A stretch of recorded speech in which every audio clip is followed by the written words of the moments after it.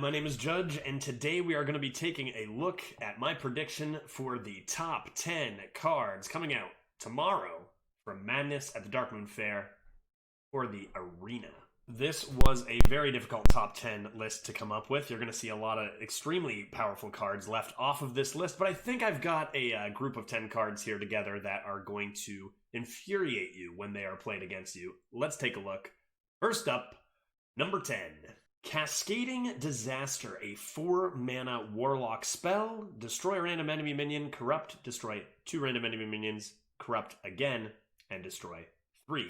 For those of you who don't know what the corrupt mechanic does yet, it's simple. All you have to do to corrupt a card is play another card that costs more mana than that card. So, for example, for Cascading Disaster, you play a 5-mana card or higher, and this will corrupt. You play another 5-mana card or higher, it will corrupt again, and then be able to destroy 3 minions. I know what you're thinking.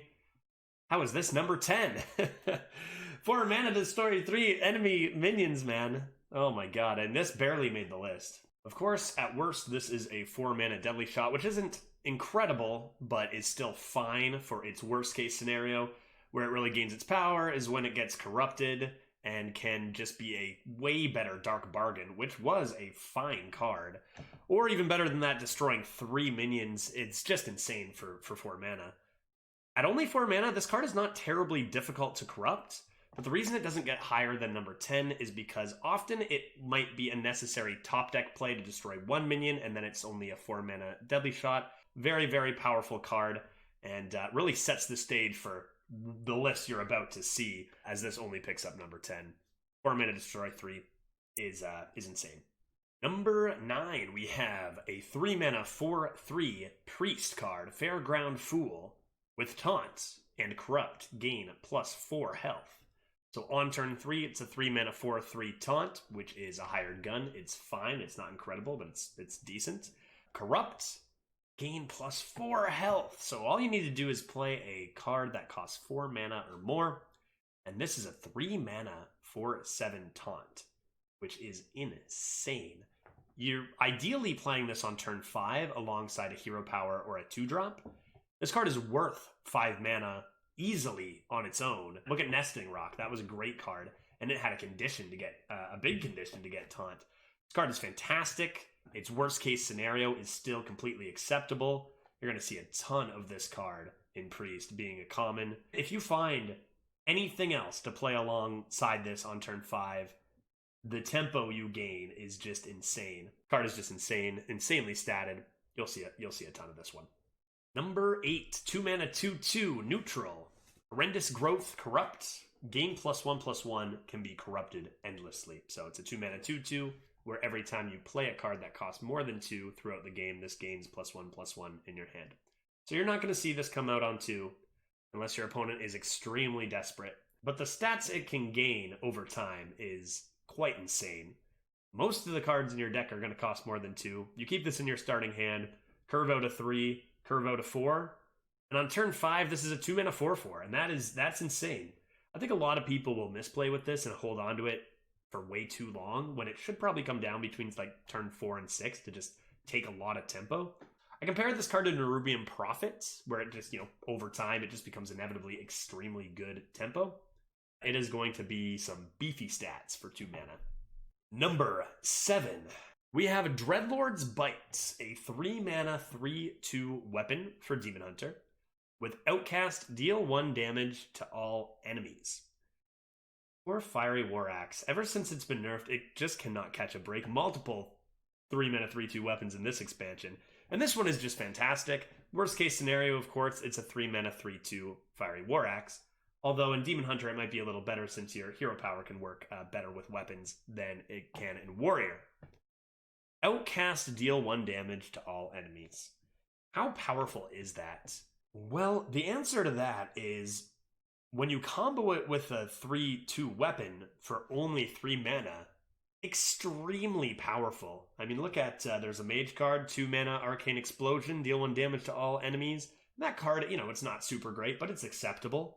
When you take an acceptable card and package it for free into such a cheap weapon, it just becomes insane. For only 1 card, the AoE, this might as well be a 3 mana 4-2 weapon on its first strike, 3-2 weapon on its second strike at the very worst, since whatever you're attacking is taking 1 damage.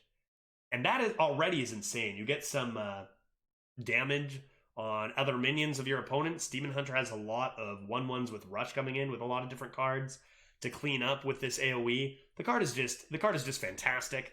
When it's played on its own, not outcasted, it's fine. When it's played outcasted, it is just insanity. Common card, much like Marrow Slicer in the last meta, this is a card that you will see a ton of in the future. Number 6, Warrior gets an absolute behemoth of a pirate. This card is insane. 4 mana, 2/5 taunt. Battle Cry, equip a 3/2 sword. Another hard flex on Fiery War Axe. This card at a 4 mana 2/5 taunt is already kind of okay stats, right? I mean, 4 mana 2/6 taunt is kind of like, that's a Stegodon, which was okay. Getting a Fiery War Axe alongside this is just crazy.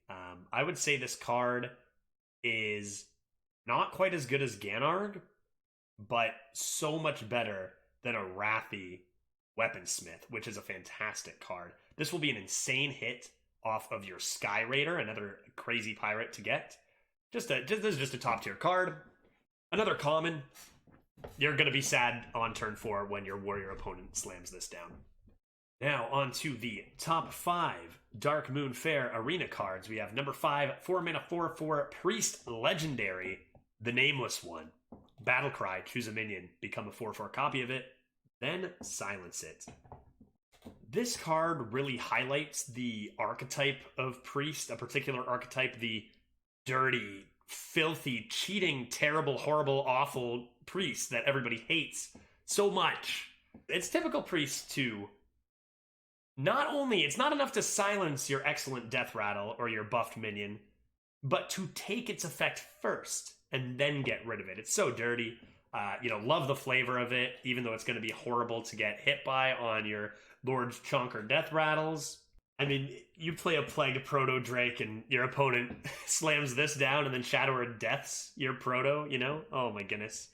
Oh my goodness. Disgusting. Disgusting. Best silence card we've seen in the game. Very, very excellent Priest Legendary. Next up, number 4, 6 mana 8/8 Warlock Legendary. Ticketus, Battle Cry, remove the top 5 cards from your deck. Corrupt your opponent's deck instead. So, if you play a card that costs 7 or higher, then instead of removing the top 5s from your own deck, you'll remove the top 5 cards from your opponent's deck, which does not matter at all. This is a 6 mana 8/8. Forget about the Battle Cry and Corrupt. It's a 6 mana 8/8 that when it attacks, it does not freeze itself, meaning it can go face right away and not have to worry about denying itself a value trade, unlike Frozen Crusher. Boulder Fist Ogre is still a fine 6-drop as a 6 mana 6/7. This is the new Fel Reaver. I don't think it's quite as good as Fel Reaver, but Fel Reaver was one of the highest win rate cards in the game. This is very similar. You're going to want to slam this on 6 as often as you can. If it happens to be correct to corrupt it, may be cool, but how many games actually go down to the last 3 cards? Very, very few. Forget about this. Is going to be the most misplayed top card. Play this on 6, guys. Play this card on 6 and reap the huge stats of a 6 mana 8/8. Incredible, incredible card. Number 3, Carousel Griffin. This card is just bananas. This card is insane. It's a 5 mana 5/5 Divine Shield mech. I mean, that's already insane. That's already a crazy good card. Corrupt. Gain +3/+3 and taunt. This is going to be a tricky card to figure out when to play, because this on turn 5 is just fantastic. I mean, Dalaran Crusader is a great 5-drop, and this is just a better Dalaran Crusader without the corrupt text. That +3/+3 and taunt, probably worth holding on to it to corrupt if you've got a 6-drop and you have a good tempo 5 as well. But this card is just so strong. I don't really understand why it's statted so highly before that corrupt effect. I mean, I would put this maybe as a 5 mana 4/4 Divine Shield, corrupt, gain +4/+4 and taunt. I mean, there's no downside to not corrupting it. Crazy strong. I can't believe looking at this, it's only number 3. I mean, let's take a look at the top 2. This whole list is crazy. Number 2. Gahun the Blood God, an 8-mana 8/8 priest legendary. Battlecry, draw 2 cards. They cost health instead of mana. We've seen this effect in Tavern Brawls, a little bit in duels now as well. Things costing health instead of mana is an insanely powerful effect. 8 mana 8/8, draw 2, being able to play those cards immediately. It's crazy good tempo. I compare this card to Murozond. I think that the effect is going to be slightly less powerful than Murozond, but the fact that you can play this consistently on 8, regardless of what your opponent has done, makes me think that this card is going to be better than Murozond. Just insanity. Worst case scenario is you don't have enough health to throw this down. And, I mean, it's an 8 mana 8/8 is the worst case scenario. That's not great, but generally Priest is pretty healthy coming into turn 8. And if you were losing that badly anyway going into the late game, a lot of your late game cards were probably going to be too slow anyway. Fantastic card. Put this at number 2. You know, it's a legendary. You're not going to see it often, but this will be able to win games on its own. And finally, my prediction for the best card coming in from the Darkmoon Faire expansion in the arena. It is a legendary.